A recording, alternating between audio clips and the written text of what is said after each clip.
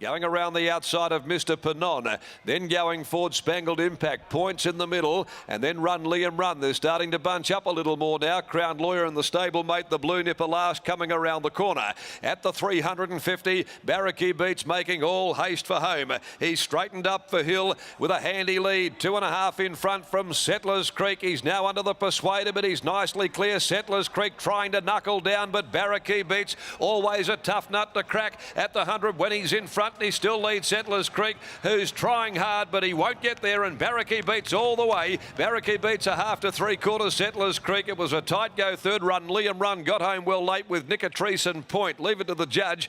Then Adrian McPhee. In behind those was Spangled Impact, and then Mr. Panon and the stablemates Crown Lawyer and the Blue Nipper. Barracky Beats. Hard one to follow, but he is always pretty formidable when he can lead. And he certainly found himself there without any difficulties today. The problem is getting him out of the gates effectively enough. And today he was in the zone, he was switched on. They had the winkers on him. And again, Settlers Creek having to be content with another minor placing. Looked as though Run Liam Run had snatched third from Nicotrice and Point 1:24.81. Barracky Beats home here in the fourth event of the day. Just hard to follow these kind of horses. Oh, they're a source of enormous frustration. When they're on, and when they're off, they're horrible. And Barracky Beats, he's been an absolute Achilles heel of punters there. I think you could rip your hair out trying to follow him half the time. Boy Hill, well, he got the best out of him this afternoon, that is for sure. Number 7, the winner. He's By So Secret, the winner out of Dance High, owned by Terry Zepos and Aristo Mikolopoulos. Trained by Jimmy Taylor. And Boy Hill in the saddle. Settlers Creek second, number 4 by Discorsi from Three Sisters, owned by Colin Webster, Ron Sayers, Paz, Michelle Princier, Torrey, Colin Webster, Troy Turner. Run Liam Run number 2, third in by Passenger from Speed Biscuit for Lynn Kittle and P.S. Kittle, trained by Lynn Kittle and ridden by Shelby Botel. 5 Nicotrice, officially fourth in. 3/4, 2.5 are the margins. 3/4 of a length by 2.5. It's 35.21, the back end, 600 metres. Next today, race 5, the Stone Motherless after the races handicap over the 1,000 metres at 3:20. A field of 10, no changes there to the next on the card. Well, here comes Boy Hill, the star of Wednesday radio on the Sports Daily. And he's now a star in the saddle today because he's been able to get this enigmatic horse home to victory. Let's find out a bit more for a horse that's caused plenty of frustration. Here's Mark Olmos with trainer Jimmy Taylor. Thanks, Darren. Yes, Ryan Boy Hill's English wit may have helped him there, took it to the front. It was a really nice performance. Jimmy, you were just telling me off there about the mare Dance High.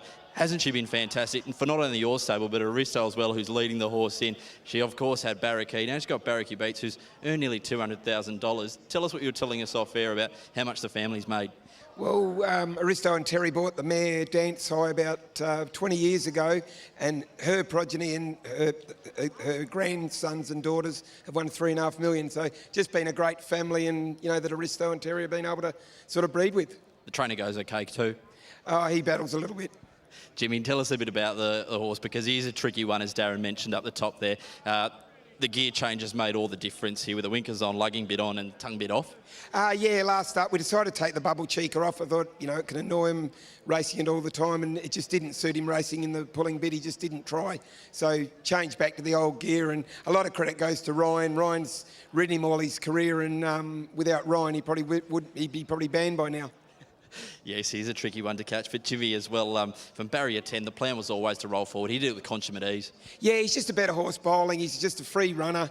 Obviously, he's Barracky's brother. He's not in his class, but they're just free sort of runners. And, yeah, when he slipped before the corner, I was quite happy. Were you confident? The money came for it early. I'm not sure whether it was yours or anyone else's, but were you confident going into the race? I thought he'd run a lot better race, but it wasn't ours. Jimmy, well done. Congratulations. Thanks, Mark. Jim Taylor there, the winning trainer there of Barracky Beats. Ryan Boy Hill, a lot of credit has to go to you, as Jimmy mentioned there. You've done a lot of work on this galloper to get him right. What was the difference today? Yeah, we just went back to the original gear, and Lee's such an awkward horse. He's got us in that many trouble. He's got more tricks than the trainer, this bloke. Every time we think we've got something worked out, he comes up with another trick. But Look, he's so tough. When he can find the front like that, he rolls along at a good tempo and he just too strong for him. You've been with him for a long way of the journey, this guy. You've ridden him a lot.